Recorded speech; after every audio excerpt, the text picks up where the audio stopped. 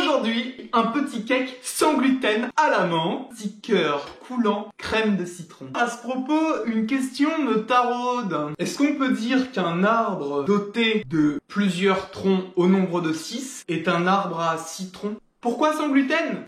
Parce que j'ai décidé que ton petit intestin, que j'allais en prendre soin. Tu sais que l'intestin, c'est le deuxième cerveau? Bah, vu ta gueule, toi, t'as pas dû avoir beaucoup d'intestin. Je vais faire la recette en 2 étapes. C'est facile comme plonger dans un pédiluve. Je t'emmène voir les ingrédients.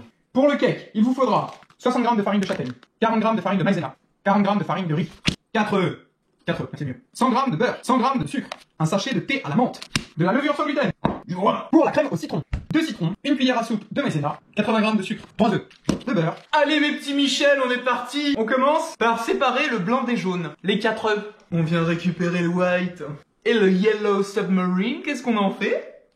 Ensuite, ce qu'on vient faire, parce que les œufs ils ont été méchants, faut les fouetter. Les 100 g du cake, je les ai divisés en 80 g d'un côté et 20 g de l'autre. Les 80 g, faut que ça devienne bien blanc.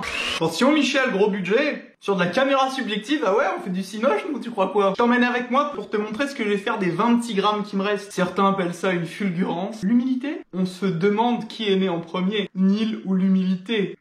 Ferme ma gueule. Oui. Hey, bienvenue sur ma tête. Je veux vraiment que la menthe ressorte dans mon gâteau. Donc, un thé à la menthe, un fond d'eau dans la casserole, les 20 g de sucre et de la menthe quand le thé il a bien infusé. Tirer la menthe et je viens laisser refroidir mon sirop. L'objectif, c'est pas de faire des œufs à la coque. Tu mets le truc chaud dans la recette que tu es en train de faire, ça va faire cuire tes œufs. Il est froid, bien sûr. Pour rappel, 60 g de châtaigne, 40 g farine de riz, 40 g farine de maïzena. Pourquoi? Parce que j'ai découvert que ce mélange de farine était super intéressant, gustativement parlant. Il y a besoin de vraiment bien mélanger parce que les farines, elles se mélangent très mal. Maman, si tu fais la recette, tu vas voir le biceps, triceps, forceps. D'ailleurs, est-ce que ça veut dire que le champignon, le cep, est un muscle? Parce que un cep, des ceps. Allô Michel? C'est Michel Simiès au téléphone. Le champignon, le cep, c'est un muscle? J'ai fait fondre le beurre préalablement au bain Michel. Même le bain, il s'appelle Michel. Eh ouais mon gars. Surtout que c'est faux, je l'ai fait fondre au micro-ondes. Et ensuite, tu touilles. On vient mettre la levure sans gluten.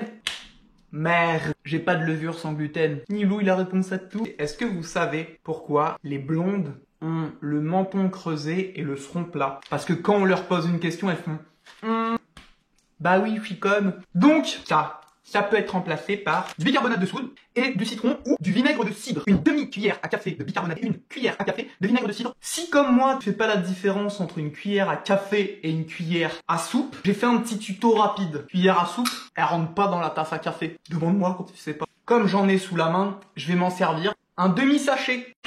Ensuite, on vient broyer les feuilles de menthe. On mélange.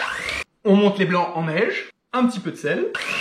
Les œufs en neige, on les met dans notre préparation. On est parti pour le cœur citron? Allez, on fait ça. Les 80 g de sucre. On vient mettre un œuf entier.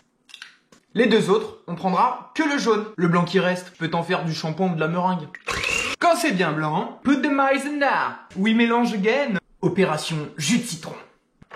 J'ai dit 2 citrons. Mais, si tu veux que ton cœur citron, il a un vrai pur goût de citron, bah t'en mets plus. Citron non traité, bien sûr, pour éviter de foutre le cancer à mémé. Maintenant, on va porter à ébullition le jus de citron en y ajoutant le zeste.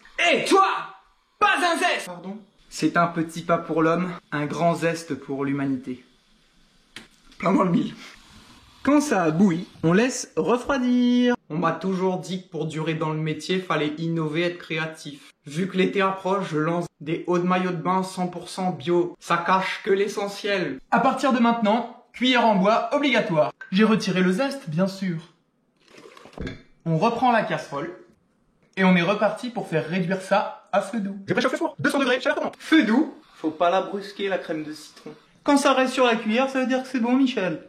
On laisse refroidir et ensuite on termine par le beurre. On commence par 20 g.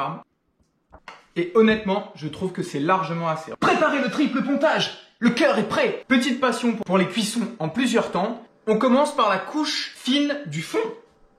4 minutes au four. Et en attendant, j'ai besoin de papier aluminium. Pourquoi? Réponse A, pour en mettre par terre et bronzer au soleil. Réponse B, pour accélérer la prise de ma teinture. Réponse C, pour faire un pliage qui prend la forme du cœur au citron dans le gâteau. Réponse D, pour me faire des dents en argent? Bah oui, c'était la réponse C. Quand le cake sort du four, il a légèrement durci. Ça me permet de venir mettre mon faux cœur en place. Et de ce fait, il tient. On comble les bords avec un petit peu de pâte. On réenfourne 4 minutes. Je l'ai sorti du four. On retire le faux cœur. Ça nous a laissé pile la place. Attention à ne pas en mettre des tonnes, parce que le citron a un fort goût. On vient terminer avec la couche finale. Et enfin, on remet 10 minutes au four. Tadam! Je t'embrasse!